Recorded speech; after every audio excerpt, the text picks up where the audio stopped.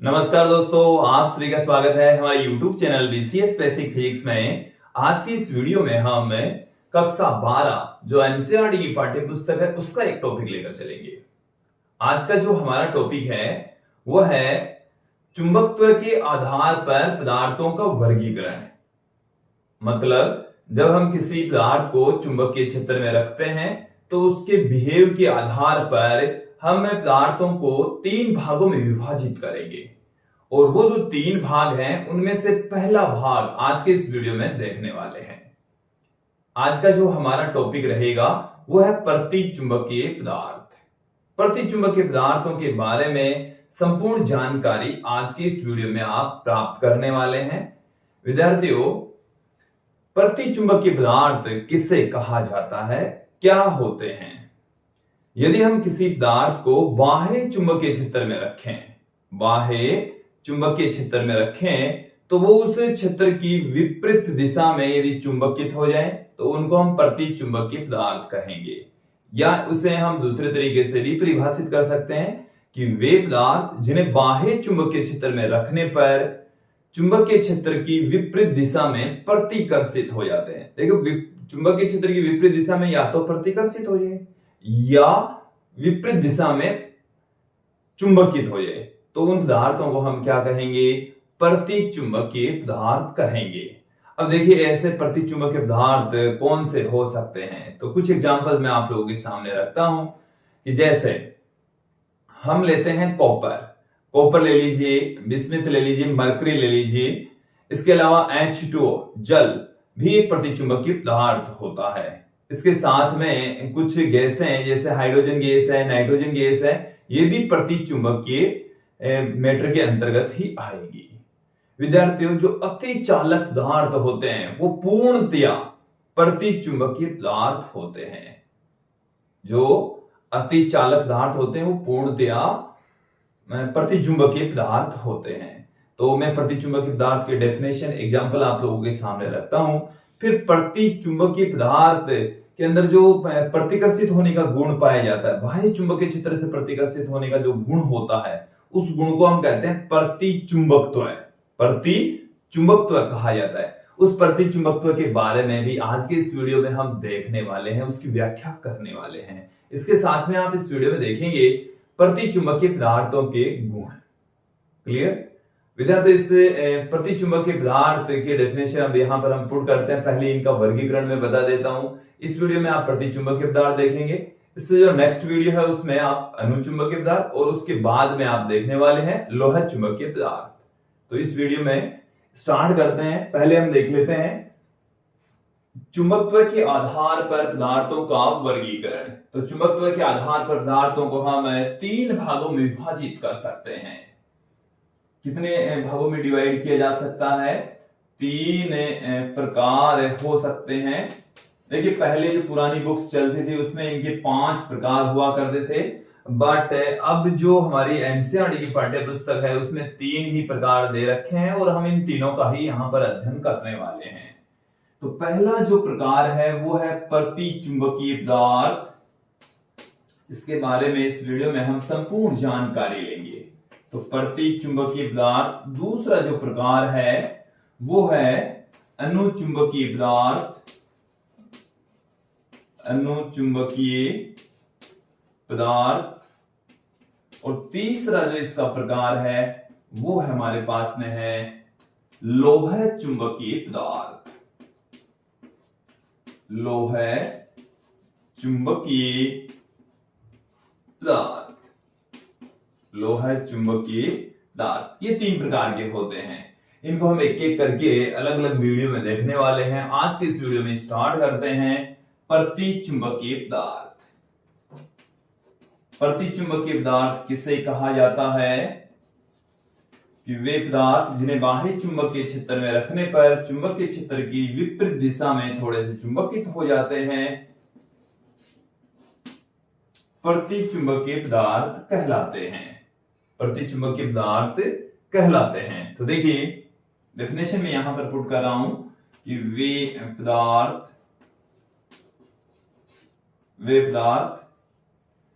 जिन्हें जिन्हें बाह्य चुंबकीय क्षेत्र में बाह्य चुंबकीय क्षेत्र में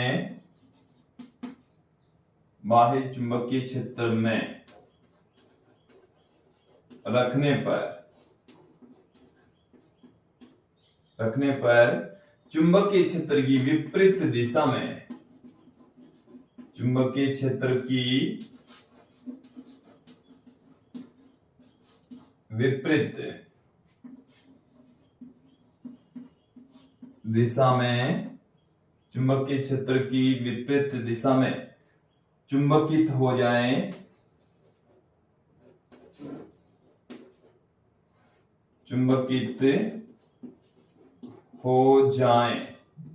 कोमा प्रतिचुंबकीय पदार्थ कहलाते हैं।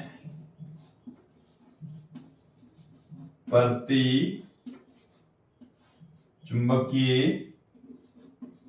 पदार्थ कहलाते हैं।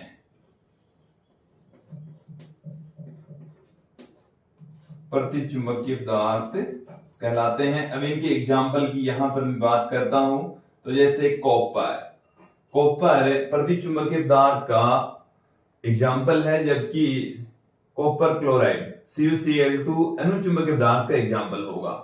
तो कॉपर हो गया हमारे पास में, बिस्मिथ हो गया, मरकरी हो गई है, जल हो गया है, इसके साथ में हाइड्रोजन गैस है, नाइट्रोजन गैस है। ये सब प्रतिचुंबकीय पदार्थों के एग्जाम्पल है। आप इसको दूसरे तरीके से भी परिभाषित कर सकते हैं कि वे पदार्थ जिन्हें बाह्य चुंबकीय क्षेत्र में रखने पर चुंबकीय क्षेत्र से की विपरीत दिशा में प्रतिकर्षित हो जाएं, प्रतिचुंबकीय पदार्थ कहलाते हैं। और पदार्थों के इस गुण को प्रतिचुंबकत्व कहा जाता है। जो बाह्य चुंबकीय क्षेत्र में जिस तरीके से बिहेव करते हैं, ये प्रतिकर्षित होते हैं, तो इस गुण को ही हम प्रतिचुंबकत्व कहते हैं। तो देखिए, प्रतिचुंबकत्व एक्चुअल में है क्या? बाह्य चुंबकीय क्षेत्र की विपरीत दिशा में प्रतिकर्षित होना, चुंबकित होने का जो गुण होता है उसको हम प्रतिचुंबकत्व कहते हैं। तो पदार्थों का वह गुण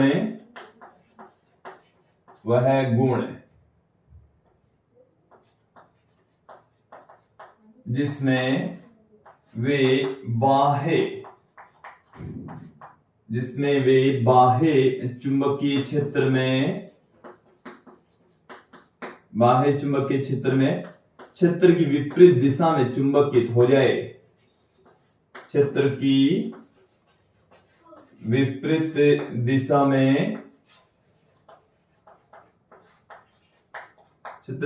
दिशा में चुंबकित हो जाए,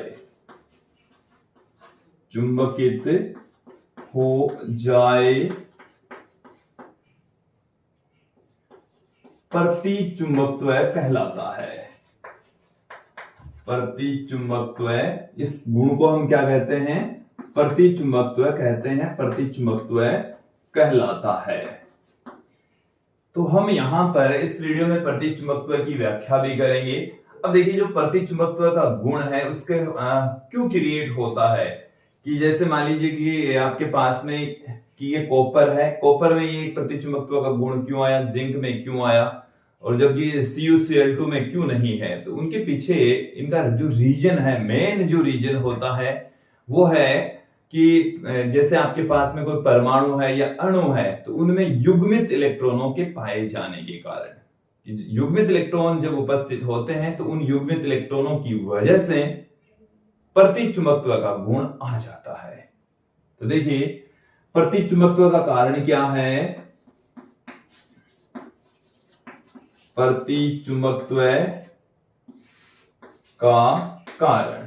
प्रतिचुंबकत्व का जो रीजन है वो है परमाणु या अणु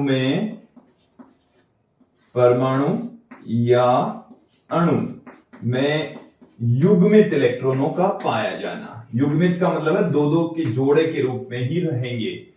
जैसे हम किसी परमाणु के लिए जो इलेक्ट्रॉन है उनको उनकी कक्षाओं में, उनके कक्षकों में भरते हैं। तो जो इलेक्ट्रॉन है पहले एक एक कक्षक के अंदर एक एक इलेक्ट्रॉन आते हैं, फिर यदि एक्स्ट्रा इलेक्ट्रॉन है तो फिर उनके साथ में युग्मित होते हैं। तो ये जो परमाणु हैं प्रतिचुंबकीय पदार्थ के वाले, इनके अंदर जो इलेक्ट्रॉन होते हैं वो सभी इलेक्ट्रॉन युग्मित अवस्था में रहते हैं, दो दो के जोड़े के रूप में रहेंगे। तो परमाणु या अणु में युग्मित इलेक्ट्रॉनों का पाया जाना, युग्मित इलेक्ट्रॉनों का पाया जाना, युग्मित इलेक्ट्रॉनों के कारण ही प्रतिचुंबकत्व का गुण क्रिएट होता है, उत्पन्न होता है। क्लियर हो गई यहां तक? अब देखिए हम बात करेंगे प्रतिचुंबकत्व की व्याख्या, कैसे ये प्रतिचुंबकत्व का गुण क्रिएट होता है। तो विद्यार्थियों पहले आप लोग ये समझ लेंगे युग्मित इलेक्ट्रॉनों की वजह से ही प्रतिचुंबकत्व का गुण क्रिएट होता है। अब जैसे युग्मित जो इलेक्ट्रॉन होते हैं उनको हम इस तरीके से दिखाते हैं, जैसे पी कक्षक है तो पी कक्षक के अंदर भी 3 इस तरीके से इलेक्ट्रॉन भरे जाते हैं, 6 इलेक्ट्रॉन इस तरीके से भरे जाते हैं। हाफ एरो ऊपर दिखाते हैं, हाफ एरो नीचे की ओर दिखाते हैं। आपने ये पढ़ लिया होगा छोटी क्लासों में। अब देखिए ये जो इलेक्ट्रॉन है हाफ एरो ऊपर हाफ एरो नीचे की ओर दिखा रहे हैं, इट मीन्स ये विपरीत दिशा में गति करते हैं। हम ये जानते हैं कि इलेक्ट्रॉन नाभिक की चारों ओर दीर्घवृत्ताकार कक्षाओं में चक्कर लगाते हैं, और ये जो इलेक्ट्रॉन होते हैं वो एक दूसरे की विपरीत दिशाओं में चक्रण करते हैं, एक दूसरे की विपरीत दिशाओं में गति करते हैं। जब इलेक्ट्रॉन एक दूसरे की विपरीत दिशा में गति करते हैं तो उनके कारण से प्रवाहित होने वाली धाराएं भी एक दूसरे की विपरीत होती है। तत्पश्चात उनके कारण से उत्पन्न चुंबकीय द्विध्रुव आघूर्ण भी एक दूसरे के विपरीत होता है। और तत्पश्चात देखो, इनको मैं एक बार इस बोर्ड को साफ करने के पश्चात यहां पर आप लोगों को समझा देता हूं। अब यहां पर हम प्रतिचुंबकत्व की व्याख्या करेंगे। तो प्रतिचुंबकत्व की व्याख्या किस तरीके से की जाएगी, देखिए प्रतिचुंबकत्व की व्याख्या, इसमें मैं इसकी थ्योरी आप लोगों के सामने पुट नहीं करूंगा, आप लोगों को इसे मैं समझा देता हूं। बोर्ड पर फोकस रखेंगे, कंटिन्यू यदि इसके व्याख्या को समझ लेंगे तो पूरा टॉपिक समझ में आ जाएगा। देखिए हमने आप लोगों को बता दिया है कि प्रतिचुंबकीय पदार्थ के अंदर युग्मित इलेक्ट्रॉन पाए जाते हैं। कैसे इलेक्ट्रॉन होंगे? युग्मित इलेक्ट्रॉन होंगे, मतलब दो दो इलेक्ट्रॉन जोड़े के रूप में पाए जाते हैं। तो उनकी जो गति होती है वो एक दूसरे की विपरीत दिशा में होती है। हम ये भी जानते हैं कि जो उनकी गति होती है वो एक दूसरे की विपरीत दिशा में होती है। अब जैसे यहां पर ये हमारे पास में है कोई नाभिक है, इसको समझने के लिए हमने आप लोगों को दिखाया है। अब जो इलेक्ट्रॉन है इसके चारों ओर दीर्घवृत्ताकार कक्षाओं में चक्कर लगाते हैं। ये मैंने आप लोगों को एक इलेक्ट्रॉन की गति दिखाई है। इस तरीके से इलेक्ट्रॉन इसके चारों ओर चक्कर लगाता है। अब यहां पर प्रतिचुंबकीय पदार्थ के अंदर युग्मित इलेक्ट्रॉन पाए जाते हैं। इलेक्ट्रॉन कैसे होते हैं? युग्मित, जोड़े के रूप में पाए जाते हैं। अब ये जोड़े में पाए जाने वाले इलेक्ट्रॉन है एक दूसरे की विपरीत दिशा में गति करते हैं। तो एक इलेक्ट्रॉन इसके चारों ओर इस तरीके से चक्कर लगा रहा है, तो दूसरा जो इलेक्ट्रॉन होता है उसकी जो गति है वो देखिए, उसकी गति इसकी ठीक विपरीत दिशा में होती है।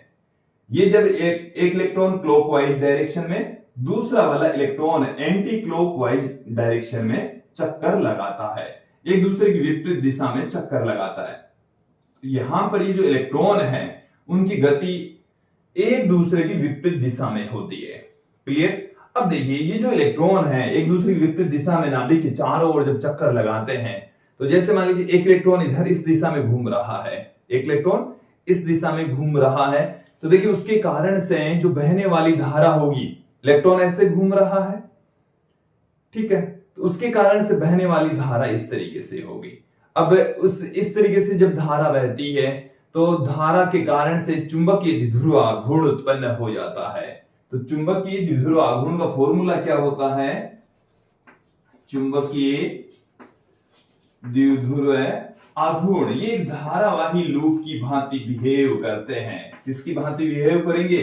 धारावाही लूप के कारण से, क्योंकि जब इलेक्ट्रॉन गति करेगा इट मीन्स आवेश गति कर रहा है, और आवेश जब गति करता है तो धारा प्रवाहित होती है, और जब धारावाही लूप होता है तो वो चुंबकीय द्विध्रुव की भांति काम करता है। तो यहाँ पर जो चुंबकीय द्विध्रुव आघूर्ण क्रिएट होता है, चुंबकीय द्विध्रुव आघूर्ण का फॉर्मूला ये होता है NiA, और यहाँ पर n बराबर 1 है। n बराबर कितना है? तो जो स्मॉल m है वो हमारे पास में I इंटू ए के बराबर रह जाएगा, I इंटू ए के इक्वल रह जाएगा। I है उस इलेक्ट्रॉन की वजह से बहने वाली धारा और A है उस लूप का क्षेत्रफल। तो लूप का, दोनों इलेक्ट्रॉनों के लूप का क्षेत्रफल सेम है और धाराएं एक दूसरे की विपरीत दिशा में बह रही है। धाराएं एक दूसरे की विपरीत दिशा में, देखो यदि धारा मेरे अंगुलियों की दिशा में है तो उसके कारण से जो अंगूठा है उस दिशा में देखो, ये जो मैंने ग्रीन वाली लाइन दिखाई है उसके कारण से इलेक्ट्रॉन इधर आ रहा है, धारा उसकी इस दिशा में बहेगी, अंगूठा इधर होगा। तो ग्रीन वाली जो लाइन के पथ में मैंने दिखाया है उसके कारण से चुंबकीय द्विध्रुव आघूर्ण क्रिएट होगा वो इस दिशा में, और ये जो बैंगनी वाली लाइन दिखाई है इसमें इलेक्ट्रॉन इधर जा रहा है, धारा उसकी विपरीत दिशा में जाएगी, प्रवाहित होगी, तो अंगूठा इधर, उसकी वजह से जो धारा पर जो चुंबकीय द्विध्रुव आघूर्ण उत्पन्न होगा वो इस दिशा में होगा। तो ये जो चुंबकीय द्विध्रुव आघूर्ण है इसका परिमाण तथा इसका परिमाण समान होता है, क्योंकि दोनों ही इलेक्ट्रॉन है, दोनों समान क्षेत्रफल का लूप का निर्माण करते हैं, तो दोनों की वजह से उत्पन्न चुंबकीय द्विध्रुव आघूर्णों का परिमाण समान और विपरीत दिशा में होने के कारण से एक दूसरे को निरस्त कर देते हैं। तो यदि प्रति चुंबकीय पदार्थ होता है तो उसका कुल चुंबकीय द्विध्रुव आघूर्ण कितना होता है? 0। प्रति चुंबकीय पदार्थ का चुंबकीय द्विध्रुव आघूर्ण कितना होगा? 0 होगा। तो कुल चुंबकीय द्विध्रुव आघूर्ण युग्मित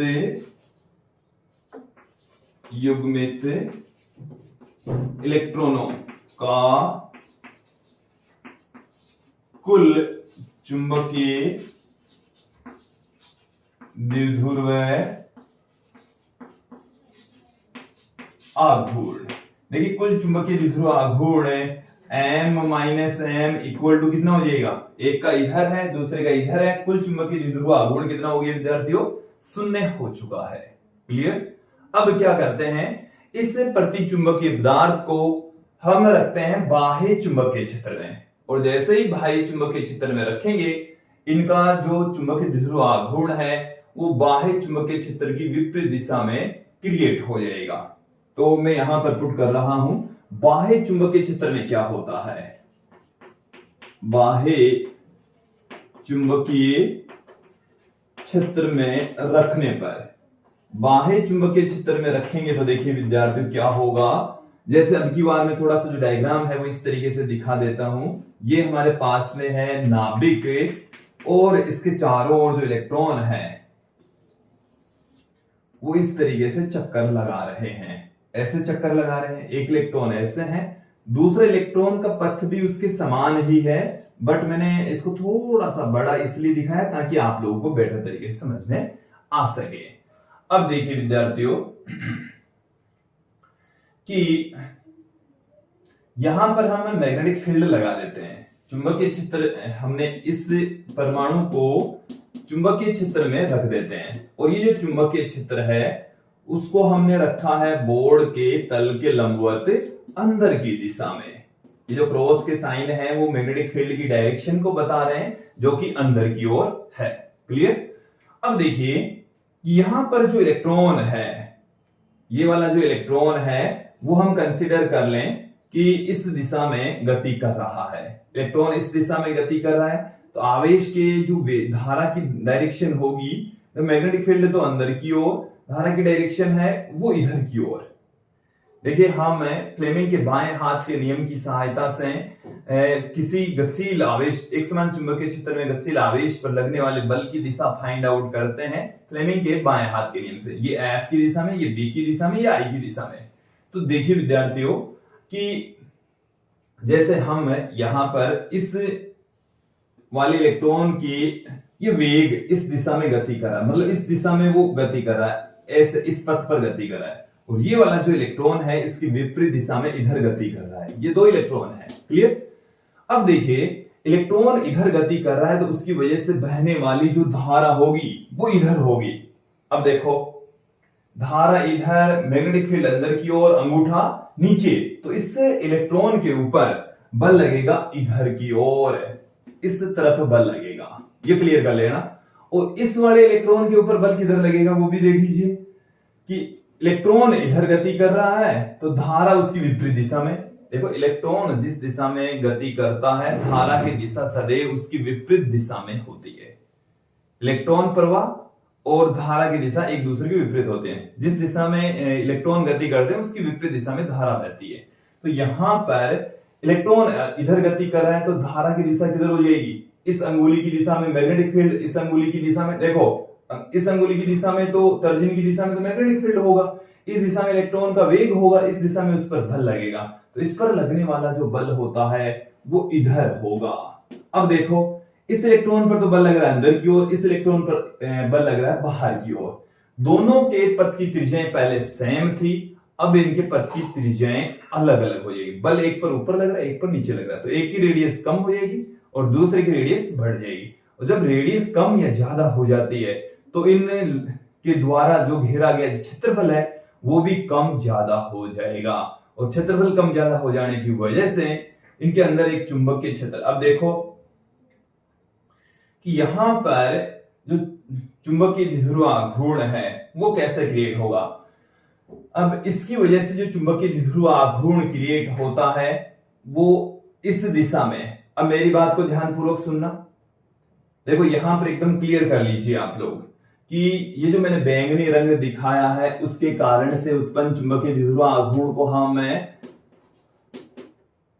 M1 से, और ग्रीन जो रंग अलग अलग आपको रंग दिख रहे होंगे I इंटू A2 से। अब देखो यहां पर ये जो A1 है वो बड़ा है और A2 है वो है छोटा। देखो रंगों के हिसाब से चले हैं हम कि दो इलेक्ट्रॉन मैंने यहां पर दिखाए हैं, एक तो बैंगनी रंग के पथ में, एक ग्रीन रंग के पथ में। तो बैंगनी रंग वाले पथ का जो क्षेत्रफल है वो बढ़ जाएगा, A1 बड़ा है, और हरे रंग वाले इलेक्ट्रॉन का जो पथ है वो छोटा हो जाएगा तो उसका क्षेत्रफल घट जाएगा। मतलब ये वाला क्षेत्रफल, इसके द्वारा जो लूप बनता है उसका क्षेत्रफल की बात हमारे पास में चल रही है। अब देखो हमने मैग्नेटिक फील्ड किधर लिया, अंदर की ओर हमने चुंबकीय क्षेत्र लगाया। अब इनके कारण से, इसके कारण से जो उत्पन्न चुंबकीय द्विध्रुव आघूर्ण होगा उसकी डायरेक्शन समझो। उसकी डायरेक्शन हम जो दाहिने हाथ का अंगूठे का नियम है उसकी सहायता से ज्ञात कर सकते हैं। अंगुलियां धारा की दिशा में तो अंगूठा चुंबकीय द्विध्रुव आघूर्ण की डायरेक्शन को शो करेगा। तो लूप में इसकी वजह से जो देखिए यहां पर जो चुंबकीय द्विध्रुव आघूर्ण क्रिएट होता है वो इस तरीके से, देखो मैं आप लोगों को एक बार फिर से इस डायग्राम के जरिए समझा देता हूं। ये हमारे पास में नाभिक है, इस तरीके से हमने इस नाभिक को दिखाया है, और ये इलेक्ट्रॉन का पथ हम आप लोगों के सामने रख रहे हैं। ये पथ थोड़ा सा सही नहीं बना है, फिर से बनाने का प्रयास करते हैं। देखिए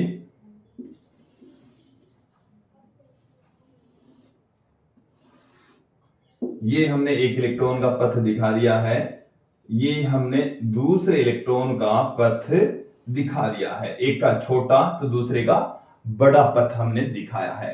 अब देखिए एक की वजह से जो मैग्नेटिक फील्ड, हम चुंबकीय क्षेत्र इस दिशा में लगा रहे हैं, तो इस दिशा में जो उत्पन्न चुंबकीय द्विध्रुव आघूर्ण होगा, इस दिशा में उत्पन्न चुंबकीय द्विध्रुव आघूर्ण M1 बड़ा, और इस दिशा में उत्पन्न जो चुंबकीय द्विध्रुव आघूर्ण M2 ये छोटा हो जाता है। M1 बड़ा और M2 क्या हो जाता है, छोटा हो जाता है, एक दूसरे की विपरीत दिशा में हो जाते हैं। तो M1 यहां पर बड़ा होता है, M2 यहां पर छोटा होता है। तो M1 बड़ा, M2 बड़ा, तो हमें जिधर मैग्नेटिक फील्ड लगाया उसकी विपरीत दिशा में, जो चुंबकीय द्विध्रुव आघूर्ण क्रिएट हो रहा है वो अधिक हो जाता है। एक इलेक्ट्रॉन का चुंबकीय द्विध्रुव आघूर्ण अधिक होने के कारण से जो परमाणु है वो बाह्य चुंबकीय क्षेत्र की विपरीत दिशा में चुंबकित हो जाता है, और इस गुण को ही हम प्रतिचुंबकत्व कहते हैं। तो देखिए हमने मैग्नेटिक फील्ड इधर लगाया, इसकी विपरीत दिशा वाला ये वाला जो चुंबकीय द्विध्रुव घूर्ण है वो होता है ज्यादा, ये वाला कम। इस वजह से जो परमाणु है या अणु जो होता है वो बाह्य चुंबकीय क्षेत्र की विपरीत दिशा में चुंबकित हो जाता है। तो ये है प्रतिचुंबकत्व की व्याख्या, और मुझे उम्मीद है आप लोगों को प्रतिचुंबकत्व की जो व्याख्या है वो समझ में आ गई होगी। अब हम आगे बढ़ते हैं। विद्यार्थियों अब यहां पर हम बात करेंगे प्रतिचुंबकीय पदार्थों के गुण। पदार्थों के गुण कौन कौन सी इनमें प्रॉपर्टीज होती है, मुख्य जो प्रॉपर्टीज होती है वो यहां पर मैं आपको बता देता हूं। देखिए सुन लीजिए कि प्रतिचुंबकीय पदार्थ बाह्य चुंबकीय क्षेत्र की उपस्थिति में क्षेत्र की विपरीत दिशा में चुंबकित हो जाते हैं। पहली जो प्रॉपर्टी वो क्या है, वो जो हमने डेफिनेशन दी है वही इसकी प्रॉपर्टी है। बाह्य चुंबकीय क्षेत्र में क्या होंगे, ये बाह्य चुंबकीय क्षेत्र में विपरीत दिशा में चुंबकित हो जाते हैं, विपरीत दिशा में चुंबकित हो जाएंगे। दूसरी इनकी प्रॉपर्टी क्या है कि जब इन्हें हम बाह्य चुंबकीय क्षेत्र में रखेंगे तो चुंबकीय क्षेत्र की विपरीत दिशा में प्रतिकर्षित भी हो जाएंगे। बाह्य चुंबकीय क्षेत्र में, बाह्य चुंबकीय क्षेत्र में ये पदार्थ क्षेत्र की विपरीत दिशा में, क्षेत्र की विपरीत दिशा में प्रतिकर्षित हो जाएंगे, प्रतिकर्षित हो जाते हैं। ये निम्न चुंबकीय क्षेत्र से, ये उच्च चुंबकीय क्षेत्र से निम्न चुंबकीय क्षेत्र की ओर प्रतिकर्षित होते हैं। ये पदार्थ क्या होंगे, उच्च से निम्न चुंबकीय क्षेत्र की ओर प्रतिकर्षित होते हैं, क्षेत्र की दिशा में प्रतिकर्षित होते हैं, दिशा में प्रतिकर्षित होते हैं। कैसे प्रतिकर्षित होते हैं, जैसे मान लीजिए कि आपके पास में ये कोई दो मैग्नेट है, यहां पर हमने चुंबकीय क्षेत्र क्रिएट कर दिया है और ये कोई लिक्विड के रूप में प्रतिचुंबकीय पदार्थ, तो यहां पर शक्तिशाली विकमान होगा तो प्रतिचुंबकीय पदार्थ हैं वो इस तरीके से दूर की ओर चले जाएंगे, ऐसे दूर की ओर। और यदि ये चुंबकीय ध्रुव एक दूसरे से है ही काफी दूर है तो यहां पर चुंबकीय क्षेत्र B कम होगा, और B जब कम होगा तो यहां पर ये इस तरीके से व्यवस्थित हो जाएंगे। ये यहां पर अधिक चुंबकीय क्षेत्र होता है तो इधर से इधर आ जाएंगे, इधर से ये इधर आ जाएंगे, और यहां पर अधिक चुंबकीय क्षेत्र होता है तो ये इधर आ जाएंगे, इधर आ जाएंगे। तो अधिक चुंबकीय क्षेत्र से ये निम्न चुंबकीय क्षेत्र की ओर प्रतिकर्षित हो जाते हैं। अगली जो प्रॉपर्टी है वो क्या है कि इन्हें बाह्य चुंबकीय क्षेत्र में रखने पर इनमें से गुजरने वाली जो चुंबकीय क्षेत्र रेखाएं हैं वो न के बराबर होती है, इनमें से कोई चुंबकीय क्षेत्र रेखाएं नहीं गुजरती। तो जब ये जैसे हमारे पास में प्रतिचुंबकीय पदार्थ हैं, कौन सा पदार्थ हमने लिया है, प्रतिचुंबकीय पदार्थ, और प्रतिचुंबकीय पदार्थ को हमने रख दिया बाह्य चुंबकीय क्षेत्र में। यहां से जो मैग्नेटिक लाइंस आती है वो इस तरीके से होकर चली जाएगी, ऐसे। ये जो चुंबकीय क्षेत्र रेखाएं हैं इस मेटर के अंदर से होकर नहीं गुजरती है, ऐसे जाएगी, इस तरीके से प्रवाहित, इस तरीके से जाएगी। जो प्रतिचुंबकीय पदार्थ है उसके अंदर से चुंबकीय क्षेत्र रेखाएं नहीं गुजरती। इसका मतलब ये हुआ है कि इनकी जो आपेक्षिक चुंबकशीलता होती है, निर्वात के रेस्पेक्ट जो चुंबकशीलता होती है इनकी, वो जीरो होती है। म्यू आर का मान कितना होता है, जीरो। इनमें से जो चुंबकीय क्षेत्र रेखाएं हैं वो कितनी गुजरेगी, जीरो गुजरेगी। तो म्यू आर जो आपेक्षिक चुंबकशीलता है इनके लिए वो शून्य होती है। आपेक्षिक चुंबकशीलता जीरो होती है, इसका मतलब है कि चुंबकीय प्रवृत्ति कितनी होगी, चुंबकीय प्रवृत्ति। हमने एक फॉर्मूला आपको लास्ट वीडियो में बताया है कि जो म्यू आर है वो होता है 1 + काई के इक्वल। म्यू आर किसके इक्वल होता है? 1 प्लस काई के इक्वल होता है। तो यहां से म्यू आर का मान 0, तो 1 प्लस काई आ गया और काई बराबर आ गया -1। काई का मान जब ऋणात्मक होता है इसका मतलब है कि जो पदार्थ है वो विपरीत दिशा में चुंबकित हो रहा है। काई का मान धनात्मक होने का मतलब है चुंबकीय क्षेत्र की दिशा में पदार्थ चुंबकित हो रहा है। तो यहां पर काई का मान किस में आया है? माइनस में। तो ये पदार्थ है वो विपरीत दिशा में चुंबकित हो रहा है। क्लियर? म्यू आर हो गया, चुंबकीय प्रवृत्ति हो गई। अब इसके पश्चात हम आपको बता देते हैं अतिचालक पदार्थ पूर्णतया प्रतिचुंबकीय पदार्थ होते हैं। अतिचालक पदार्थ पूर्णतया क्या होंगे?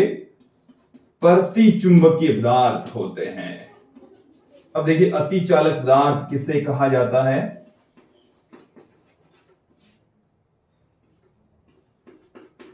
देखिए वही पदार्थ चालक ही होते हैं, लेकिन जब चालकों का टेम्परेचर बहुत कम कर दिया जाता है तो उनकी प्रतिरोधकता शून्य हो जाती है, उनकी चालकता अनंत हो जाती है। तो उन पदार्थों को हम अतिचालक कहेंगे, सुपर कंडक्टर उन्हें कहा जाता है। जैसे हम एल्यूमिनियम ही लें और एल्यूमिनियम का तापमान जब 4 केल्विन के समथिंग कर दिया जाता है तो वो अतिचालक की भांति व्यवहार करने लगता है। उसका जो प्रतिरोध है वो शून्य हो जाता है, उसकी चालकता अनंत हो जाती है। तो उसी एल्यूमिनियम जो सामान्य ताप के ऊपर चालक की भांति व्यवहार करता है और लगभग -270 डिग्री पर या 4 केल्विन 5 केल्विन के समथिंग जब टेम्परेचर होता है तब वो अतिचालक की भांति व्यवहार करता है। अतिचालक का मतलब उनका प्रतिरोध 0 हो जाता है, उनकी चालकता अनंत हो जाती है, उनके अंदर से जब आवेश प्रवाहित होते हैं तो उनके मार्ग में कोई बाधा उत्पन्न नहीं होती। तो सभी जो अतिचालक पदार्थ होते हैं, सुपर कंडक्टर होते हैं, वो क्या कहलाते हैं? प्रतिचुंबकीय पदार्थ की तरह बिहेव करते हैं। इस इफेक्ट को हम माइजनर इफेक्ट कहते हैं। इस प्रभाव को क्या कहा जाता है? माइजनर इफेक्ट कहा जाता है, माइजनर प्रभाव।